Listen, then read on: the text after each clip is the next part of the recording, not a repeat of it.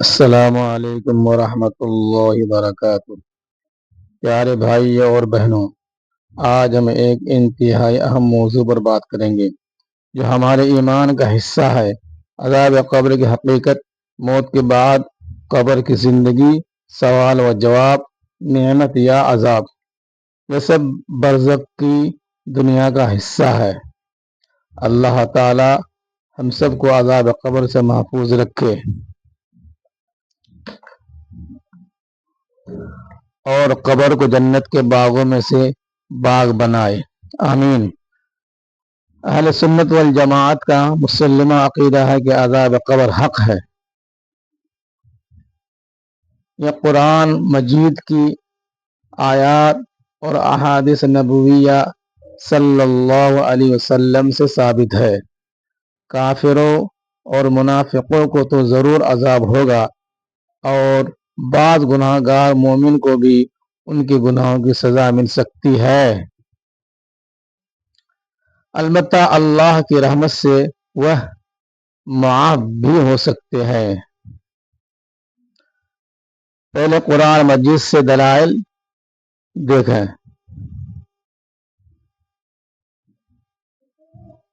اللہ تعالیٰ سورۃ المؤمنون میں آیت نمبر 46 میں فرماتا ہے، النار یعرضون علیہا غدوا وعشیا ویوم تقوم الساعة ادخلوا آل فرعون اشد العذاب۔ ترجمہ، آگ ہے جس پر وہ صبح و شام پیش کیے جاتے ہیں، اور جس دن قیامت قائم ہوگی یعنی حکم ہوگا، آل فرعون کو سخت ترین عذاب میں داخل کرو۔ یہاں فرعون اور اس کی قوم کو قیامت سے پہلے یعنی برزخ میں صبح و شام آگ پر پیش کیا جاتا ہے۔ یہ عذاب قبر یعنی برزخ کا واضح اشارہ ہے۔ تمام مفسرین اسے عالم برزخ کا عذاب قرار دیتے ہیں۔ ایک اور آیت سورۃ التکویر میں ارشاد ہے، وَإِذَا النُّفُوسُ زُوِّجَتْ، نفوس کو جوڑا بنایا جائے گا، یعنی نیکیوں کو نیکوں کے ساتھ اور بروں کو بروں کے ساتھ۔ یہ بھی برزخ کی طرف اشارہ ہے۔ سورۃ المؤمنون آیت نمبر 99، وَمِن وَرَائِهِمْ بَرْزَخٌ إِلَى يَوْمِ يُبْعَثُونَ۔ ترجمہ، اور ان کے پیچھے برزخ ہے اس دن تک جب وہ دوبارہ اٹھائے جائیں گے۔ یہ برزخ موت سے قیامت تک کا عرصہ ہے، جہاں عذاب اور نعمت ہوتی ہے۔ اب احادیث مبارکہ سے دلائل سنیے۔ احادیث میں عذاب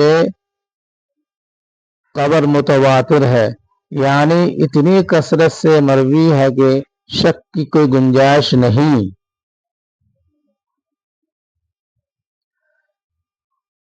حضرت عائشہ رضی اللہ تعالی عنہا سے صحیح بخاری و مسلم میں ایک یہودی عورت نے عذاب قبر کا ذکر کیا تو نبی صلی اللہ علیہ وسلم سے پوچھا۔ آپ صلی اللہ علیہ وسلم نے فرمایا، ہاں، عذاب قبر حق ہے۔ اس کے بعد آپ صلی اللہ علیہ وسلم ہر نماز میں عذاب قبر سے پناہ مانگتے تھے۔ حضرت برہ بن عازب رضی اللہ تعالی عنہ کی طویل حدیث یعنی بخاری مسلم، مومن کی موت پر فرشتے سفید چہرے والے آتے ہیں، روح کو آرام سے نکالتے ہیں، قبر میں جنت کا باغ بنتا ہے۔ کافر یا منافق پر سیاہ چہرے والے فرشتے آتے ہیں اور روح کو سختی سے نکالتے ہیں، قبر تنگ ہو جاتی ہے، عذاب ہوتا ہے۔ آپ صلی اللہ علیہ وسلم نے فرمایا جب مومن کو قبر میں بٹھایا جاتا ہے تو فرشتے آتے ہیں اور پوچھتے ہیں تیرا رب کون، تیرا دین کیا، تیرا نبی کون؟ وہ کہتا ہے اللہ میرا رب ہے، اسلام میرا دین ہے، محمد صلی اللہ علیہ وسلم میرے نبی ہیں۔ تو قبر کشادہ ہو جاتی ہے۔ کافر کہتا ہے ہائے ہائے نہیں جانتا، تو 99 اژدھے مسلط ہوتے ہیں کہ اسے کاٹتے ہیں۔ حضرت انس بن مالک رضی اللہ تعالی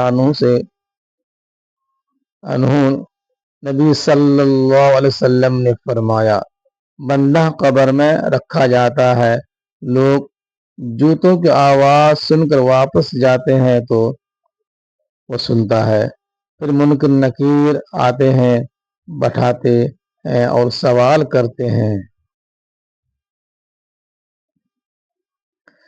حضرت ابو ہریرہ رضی اللہ تعالی عنہ سے نبی صلی اللہ علیہ وسلم دعا میں فرماتے اللہم انی اعوذ بک من عذاب القبر ومن عذاب النار، یعنی قبر کے عذاب سے پناہ مانگتا ہوں۔ عذاب قبر کے اسباب۔ احادیث سے معلوم ہوتا ہے کہ پیشاب کے چھینٹوں سے نہ بچنا، غیبت، چغلی، نماز چھوڑنا، سود، زکوٰۃ نہ دینا، جھوٹ بولنا، غریبوں پر ظلم وغیرہ کرنا۔ ایک حدیث میں 2 قبروں سے عذاب کی آواز سنی تو ایک پیشاب سے نہ بچتا تھا، دوسرا چغلی کرتا تھا۔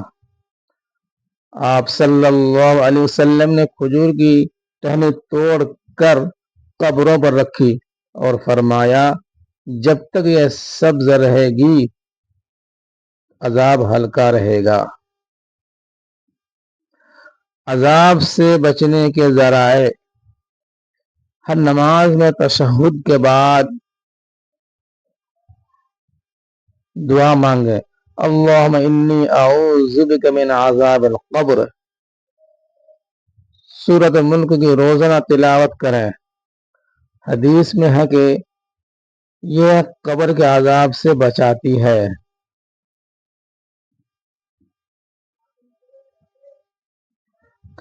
نیک اعمال، صدقہ، استغفار، والدین کی خدمت، وضو کی پاکیزگی۔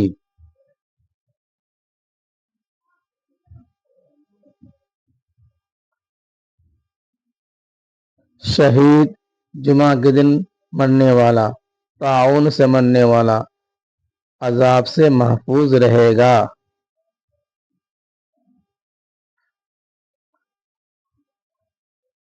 پیارے بھائیوں، قبر پہلی منزل آخرت ہے۔ آج توبہ کریں، گناہ چھوڑیں، نماز قائم کریں۔ اللہ ہم سب کو عذاب قبر سے بچائے۔ قبر میں منکر نکیر کے سوالوں کا درست جواب دینے کی توفیق دے اور جنت الفردوس میں جگہ نصیب فرمائے۔